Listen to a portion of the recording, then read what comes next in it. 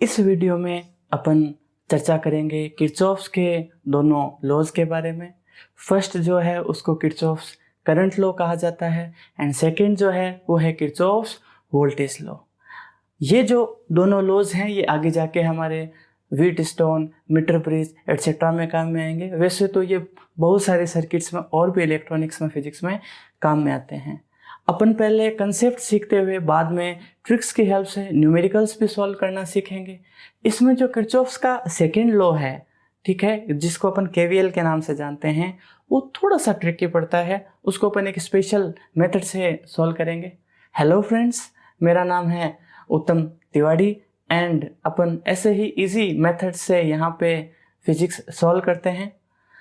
And please अगर आपने अब तक सब्सक्राइब नहीं किया है, please consider subscribing.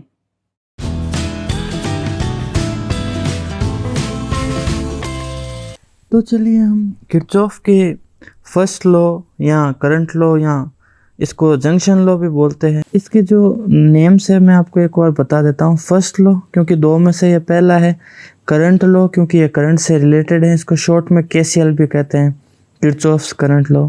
And junction law क्योंकि ये एक जंक्शन से रिलेटेड है। जंक्शन किसे कहते हैं? जहाँ more than two different current जो है आके मिलते हैं, ठीक है ना, तो उसको अपन क्या कहते हैं? जंक्शन। तो इसका रूल बड़ा ही सिंपल है, algebraic sum of electric currents meeting at junction is zero.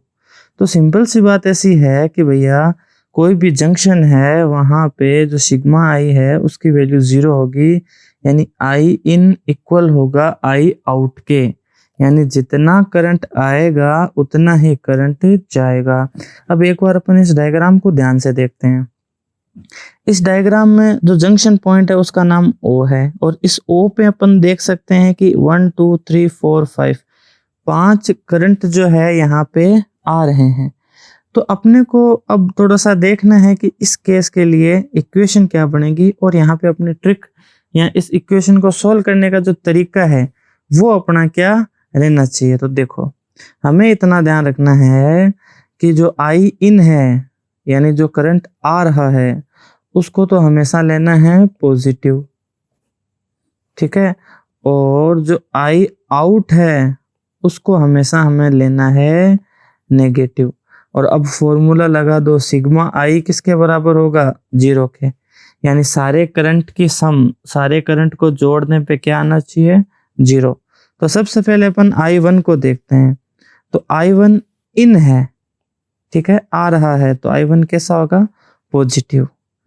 I2 इन है क्या? बिल्कुल नहीं, I2 जो है वो आउट है, तो I2 कैसा होगा? नेगेटिव। I3 इन है, ठीक है, तो I3 कैसा करंट होगा? पॉजिटिव। I4 भी इन है, अगर अपन ध्यान से देखें तो यानी करंट जंक्शन की ओर जा रहा है, O की ओर जा रहा है, तो अपन कह सकते हैं कि I4 भी कैसा होगा? पॉजिटिव। और I5 को जब अपन देखते हैं तो O से दूर की ओर जा रहा है, तो इसलिए I5 कैसा है? नेगेटिव। तो इन सब को जोड़ दो अब, तो I1 जो कि है प्लस का, I2 जो कि है माइनस का, I3 जो कि है प्लस का, एंड I4 जो कि है प्लस का, एंड I5 जो कि है माइनस का। इन सब को जोड़ोगे तो सम कितनी आ जाएगी? जीरो। यही अपनी इक्वेशन है। इसको अपन ऐसे भी लिख सकते हैं चाहे तो कि I1 plus I3 plus I4 is equal to I2 plus I5, ठीक है साथियों। तो अपन कह सकते हैं कि जो इनकमिंग करंट है वो आउटगोइंग करंट के क्या होगा? बराबर होगा। यानी एक जंक्शन पॉइंट पे ये जो O है इसके ऊपर जितना करंट आएगा उतना ही करंट वापस भी जाएगा, यानी जितना इनकमिंग है उतना ही आउटगोइंग है। ये अपने को याद रखना है, ठीक है साथियों। इसके बाद में अपन आगे बढ़ते हैं। हमारा एक क्वेश्चन है कि first law is based on which principle? First law कौन से प्रिंसिपल पे काम करता है? तो अपन जानते हैं कि करंट बेसिकली क्या होता है? The rate of flow of charge. तो हमें पता है कि चार्ज अब इस जंक्शन O पे यूनिट टाइम में 1 सेकेंड में जितना चार्ज आएगा उतना ही चार्ज जाएगा भी। तो अपन इसको बोल सकते हैं, ये क्वेश्चन कई बार पूछा जाता है कि भैया ये फर्स्ट लॉ कौन से प्रिंसिपल पे बेस्ड है, तो याद रखना है ये है principle of conservation of charge. Conservation of charge बहुत इंपॉर्टेंट है साथियों। कौन से प्रिंसिपल पे बेस्ड है, तो ये बेस्ड है कंजर्वेशन ऑफ चार्ज पे। अब अपन एक इसका जो है प्रॉब्लम लेते हैं, न्यूमेरिकल क्वेश्चन लेते हैं। Find the value of current I in the network. Network में आप करंट आई की वैल्यू फाइंड करो। तो नीचे ये आपने को दे रखा है फिगर, और इसके अंदर ये आई हमें फाइंड करना है। तो आप अब इसको बहुत ध्यान से देखो, इस तरफ से इसमें 3 एम्पियर करंट आ रहा है, फिर इस तरफ 1 एम्पियर निकल रहा है, इस तरफ x आ रहा है, फिर ये x आगे बढ़ता है, उसमें से 1 एम्पियर निकल जाता है, y आगे बढ़ जाता है, उसमें से 0.25 निकल जाता है और I जो है वो लास्ट में बचता है। मेरे हिसाब से अगर आपको प्रिंसिपल थोड़ा समझ में आया है तो आप इजीली इस क्वेश्चन को सॉल्व कर सकते हैं। आप चाहो तो अपना वीडियो पॉज करके और अपने पेन कॉपी से इस क्वेश्चन को फटाफट एक बार सॉल्व कर लो और उसके बाद में मिला लो कि आपका आंसर मैच हो रहा है या नहीं हो रहा है। ठीक है, चलिए आगे बढ़ते हैं। तो सबसे पहले देखो पॉइंट ए पे, जब आप पॉइंट ए पे बहुत ध्यान से देखोगे तो पॉइंट ए पे 3 एम्पियर करंट इनकमिंग है यानी आ रहा है, और x और ये जा रहा है। तो हम कॉमन सेंस लगाएं। पहले मैं आपको कॉमन सेंस से थोड़ा सा बता देता हूँ कि इसका आंसर क्या होगा, फिर मैं इसको सोल्व करना भी बता दूंगा। तो 3 एम्पियर में से 1 एम्पियर करंट अगर इधर जा रहा तो ऑब्वियस सी बात है x कितना होगा 2 एम्पियर, क्योंकि जितना करंट इन है उतना ही आउट है। ऐसे ही जंक्शन बी पे आने वाला करंट 2 एम्पियर है और जाने वाला है 1 एम्पियर एक तरफ, तो दूसरी तरफ y कितना बचेगा, बिल्कुल साथियों 1 एम्पियर। और इस 1 एम्पियर में से भी 0.25, ठीक है, इस 1 एम्पियर में भी जो कि यहाँ बचता है 0.25 निकल जाता है। तो लास्ट में जो I हमारे पास बचेगा वो कितना बचेगा साथियों, 0.75 एम्पियर, और यही हमारा क्या होगा आंसर। ठीक है साथियों, अब इसको अगर सोल्व करना हो अपने को प्रॉपरली तो कैसे करेंगे, देखो 8 जंक्शन ए, ठीक है, और लो कौन सा लगाया हमने, KCL, किरचॉफ्स करंट लॉ। तो जो इनकमिंग है उसको तो कैसे लिखना है, प्लस में, और जो आउटगोइंग है बाहर जाने वाला है उसको माइनस में। तो 3 - 1 - x इक्वल टू 0। तो x को इधर ले आओ, कितना आ गया x, 2 एम्पियर। ठीक है साथियों, ऐसे ही 8 junction be using KCL, Kirchhoff's current law. ठीक है, तो बी पॉइंट पे वापस जो इनकमिंग है उसको लेना है पॉजिटिव और जो जा रहा है उसको नेगेटिव। तो इनकमिंग है x, और अब यहाँ पे हम x नहीं लिखेंगे साथियों, हमें x की वैल्यू ऑलरेडी मिल चुकी है जो कि है 2।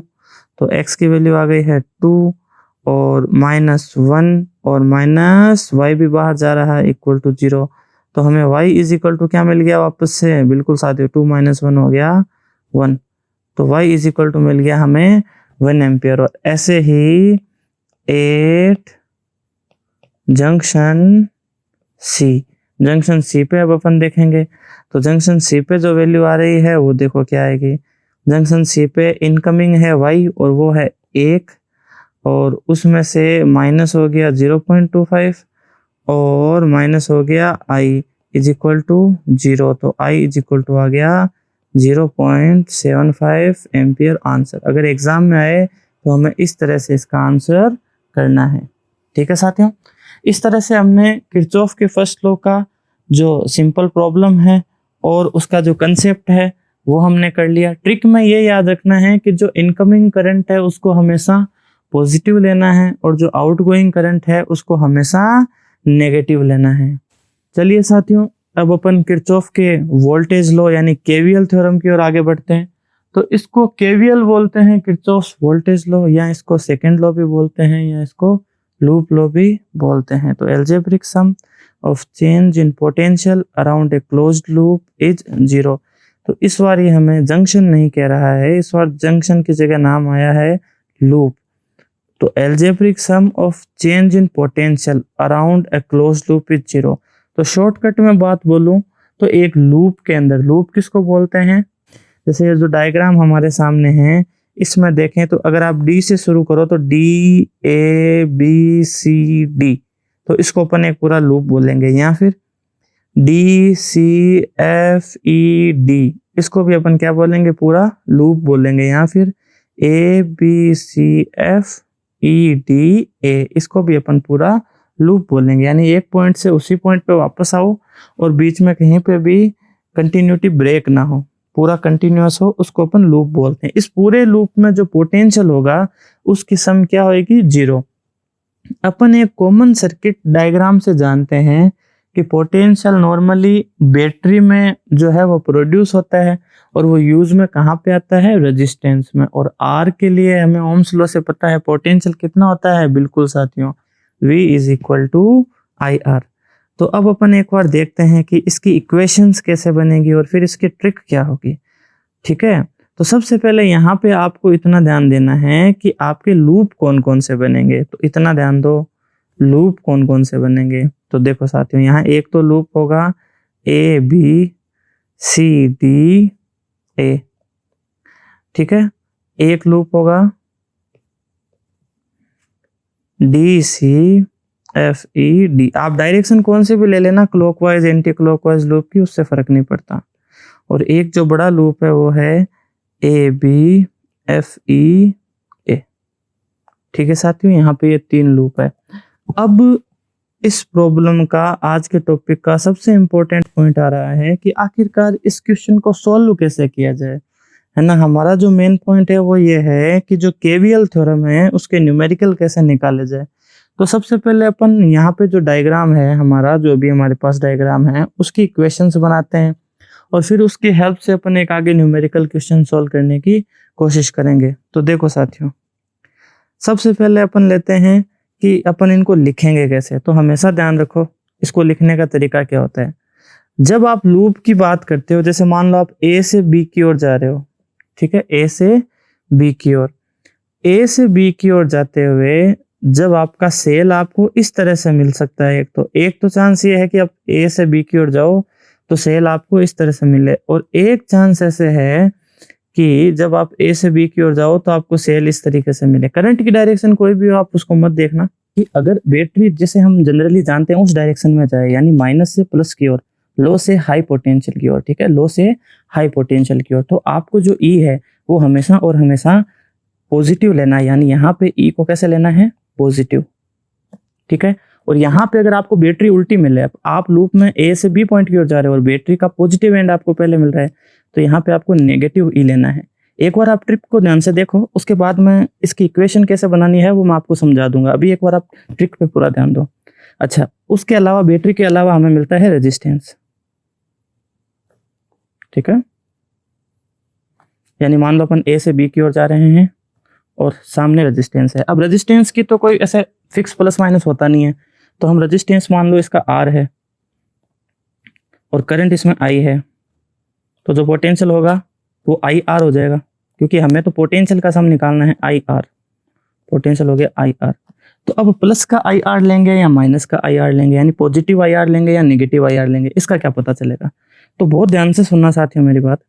अगर आप ए से बी की ओर जा रहे हो, ठीक है, if you are going from A to B, और अगर आपको करंट इसी डायरेक्शन में मिले, बिल्कुल सीधे सीधे, यानी आपका करंट की डायरेक्शन ये है रेजिस्टेंस में से निकलने की, और आप भी इसी डायरेक्शन में जा रहे हो ए से बी में, यानी आप भी इसी डायरेक्शन में जा रहे हो और करंट की डायरेक्शन भी यही है, तो इस बार उल्टा होगा। इस बार आपको नेगेटिव लेना है आई आर को, यानी आपकी और करंट की डायरेक्शन सेम है रेजिस्टेंस में जाने की, तो आपको उसको नेगेटिव आई आर लेना है। जबकि अगर ऐसा हो कि आप तो ए से बी की ओर जा रहे हो और करंट जो है वो आपको सामने से मिल जाए, मतलब करंट तो बी से ए की ओर जा रहा है और आप ए से बी की ओर जा रहे हो, तो ऐसी कंडीशन में आपको पॉजिटिव आई आर लेना है। इस तरह से याद रख सकते हैं कि रेजिस्टेंस में सिस्टम उल्टा होगा और बैटरी में सिस्टम सीधा होगा। बैटरी में जब बैटरी की डायरेक्शन में जाओगे तो पॉजिटिव ई, उल्टी डायरेक्शन में जाओगे तो नेगेटिव ई, जबकि रेजिस्टेंस में आप करंट की डायरेक्शन में लूप में जाओगे तो नेगेटिव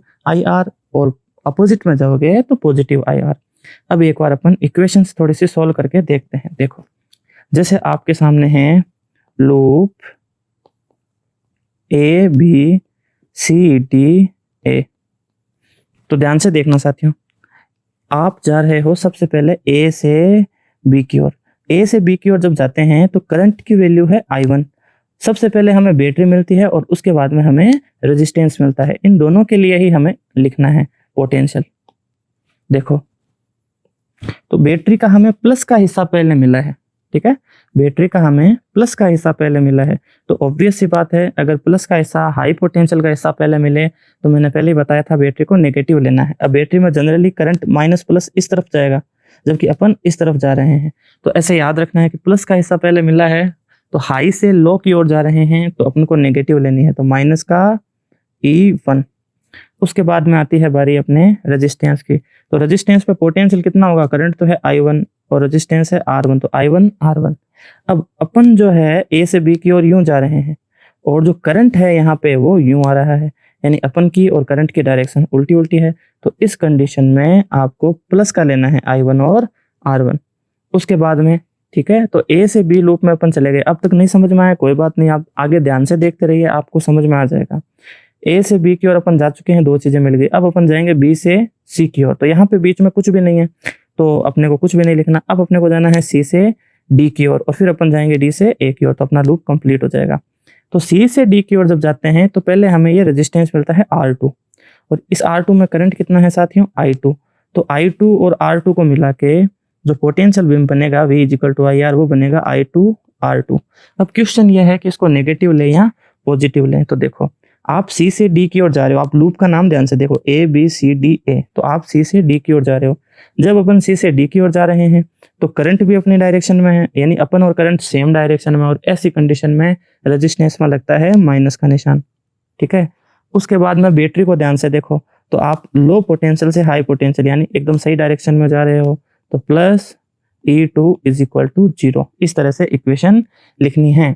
ऐसे ही अपन अगर बात करें नेक्स्ट लूप की, जो कि है लूप DCFED, तो उसके अंदर देखो क्या होगा। तो सबसे पहले D से C की ओर जाते हैं तो बैटरी हमें उल्टी मिल रही है, तो नेगेटिव E2। उसके बाद में रेजिस्टेंस को अपन देखें तो I2 R2, करंट सामने से मिल रहा है तो बिल्कुल पॉजिटिव। उसके बाद में C से F जाते हैं, कोई दिक्कत नहीं है, फिर F से E जाते हैं तो रेजिस्टेंस जो है उसमें करंट सामने से मिल रहा है तो बिल्कुल प्लस का होगा। यहाँ पे मैं करंट का निशान लगा देता हूँ I2 R2, तो करंट जो है वो है I3 और रेजिस्टेंस है R3। उसके अलावा यहाँ कुछ है नहीं, इक्वल टू 0। तो इस तरह से साथियों आप जो है इक्वेशन बना सकते हो। अगर यहाँ पे कुछ आपको समझ में नहीं आया है तो मेरी आपसे रिक्वेस्ट है, आप वीडियो को थोड़ा सा बैक करके और इस कंसेप्ट को, इस ट्रिक को सीखने की कोशिश करें। याद सिर्फ इतना रखना है कि बैटरी के तरफ जाओगे माइनस से प्लस की ओर तो आपको लेना है पॉजिटिव, प्लस से माइनस की ओर जा रहे हो तो लेना है नेगेटिव। रेजिस्टेंस में आप और करंट सेम डायरेक्शन में हो तो नेगेटिव, और आप और करंट अपोजिट डायरेक्शन में हो तो रेजिस्टेंस में पोटेंशियल को लेना है पॉजिटिव। इतनी सी बात आप समझ जाओगे तो आपका काफी मामला सुलझ जाएगा। अब last but not the list, आप इस जो क्वेश्चन है उसको कैसे सॉल्व करोगे, आज का हमारा सबसे इंपॉर्टेंट मैटर। तो ध्यान से देखो साथियों, सबसे पहले अपन इसको देखते हैं कि यहाँ पे समथिंग, इस पूरे लूप में I2 करंट है, फिर इस वाले जो पार्ट है इसके अंदर I3 करंट है और इस वाले पार्ट में I1 करंट है, ठीक है। तो इसमें अपने I2 है, उसके बाद में इसमें I3 है और यहाँ पे I1 है। अगर मैं जंक्शन D की बात करूँ, बहुत ध्यान से देखूँ, तो यहाँ इनकमिंग करंट तो ये वाला है जिसका नाम है I3, और आउटगोइंग में एक तो ये है और एक ये है। तो मैं जंक्शन लो लगा लेता हूँ सबसे पहले, है ना। तो at junction D by first law, Kirchhoff first law लगा लेते हैं। तो जो I3 है वो इक्वल आ जाएगा I1 प्लस I2 के, तो ये होगी इक्वेशन फर्स्ट। उसके बाद में देखो जो पहला लूप है वो ले लेते हैं अपन, तो लूप ABCDA, तो अभी आपने सोल्व किया था, अब आप यहाँ पे उसको अप्लाई करने की कोशिश कीजिए। देखो A से B की ओर जाते हैं तो बैटरी मिल रही है, लेकिन बैटरी का हाई पोटेंशियल हिस्सा पहले मिल रहा है, लो पोटेंशियल हिस्सा बाद में मिल रहा है, तो अपन कह सकते हैं कि ये होगा माइनस का 14।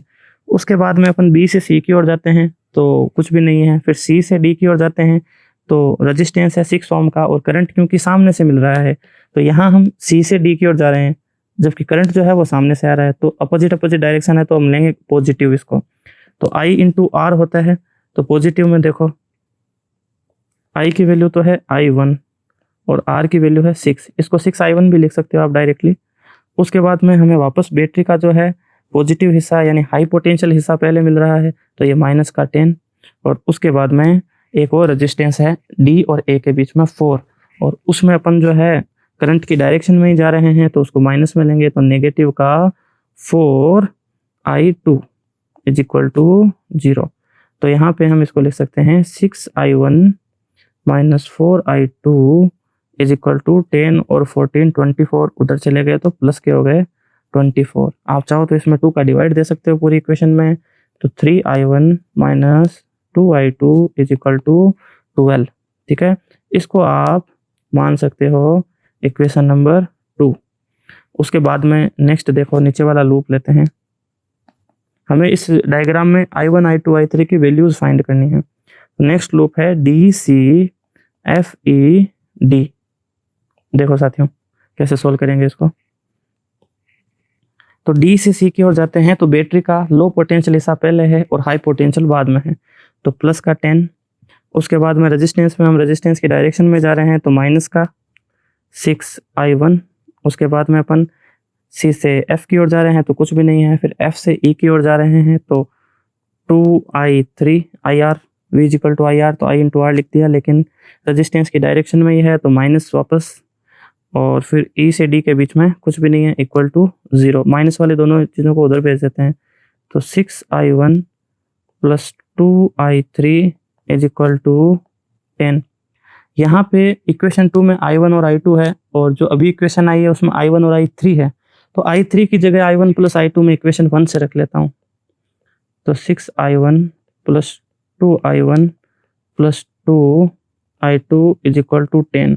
यहाँ पे ध्यान देने वाली बात यह है कि मैंने इस I3 की जगह I1 प्लस I2 रखा है, कहाँ से, इक्वेशन फर्स्ट से। ठीक है, उसके बाद में इसको सॉल्व करते हैं तो ये बन गया 8I1 plus 2I2 is equal to 12। अब देखो साथियों अगर अपन इसको ध्यान से देखें तो ये बन गई है इक्वेशन 3। अब इक्वेशन 2 में माइनस का 2I2 है और इक्वेशन 3 में प्लस का 2I2 है, तो इन दोनों इक्वेशंस को जोड़ देते हैं। इक्वेशन 2 प्लस इक्वेशन 3, तो 3 एंड 8 ये हो गए 11I1 minus 2I2 plus 2I2 cancel और 12 और 10 हो गए अपने 22। That is I1 is equal to आ गया 2 एम्पियर। अब I1 इज इक्वल टू जो 2 एम्पियर है वो अपन इस इक्वेशन 3 में पुट कर देते हैं, तो ये आ गया अपने पास में 8 into 2 plus 2I2 is equal to 10। 2I2 is equal to 10 minus 16 is equal to minus 6 और I2 इज इक्वल टू आ गया माइनस का 3 एम्पियर। अभी मैं आपको समझाऊंगा कि ये नेगेटिव क्यों आया। उसके बाद में अपने को पता है I3 इज इक्वल टू क्या है, I1 प्लस I2। I1 की वैल्यू है 2 और I2 की वैल्यू है -3, दैट इज -1 एम्पियर। यानी अपने पास में I1 I2 और I3 की वैल्यूज आ गई है। जो I1 आया है वो 2 एम्पियर आया है, जो I2 आया है वो -3 एम्पियर आया है और जो I3 आया है वो -1 एम्पियर आया है। तो देखिए यहाँ पे I1 बिल्कुल 2 एम्पियर है, I2 की वैल्यू जो -3 आई है उसका मतलब है कि I2 की ये डायरेक्शन गलत है, I2 की डायरेक्शन ये वाली होगी। ठीक है, और ऐसे ही I3 की वैल्यू जो आई है हमारे पास में -1 एम्पियर, तो I3 की भी डायरेक्शन ये गलत है, I3 एक्चुअल में इस डायरेक्शन में है। तो अगर आप किरचॉफ्स लॉ प्रॉपर्ली लगाओगे तो क्वेश्चन में चाहे करंट की डायरेक्शन जो भी दे रखी हो आप उसका करेक्ट आंसर दो। तो साथियों इस तरह जो Kirchhoff's first and second law है उसको समझा और उसके क्वेश्चंस को सॉल्व किया। मैं उम्मीद करता हूँ कि आपको ये ज़रूर समझ में आया होगा और आप सबका वीडियो देखने के लिए बहुत बहुत शुक्रिया। May you have a nice day.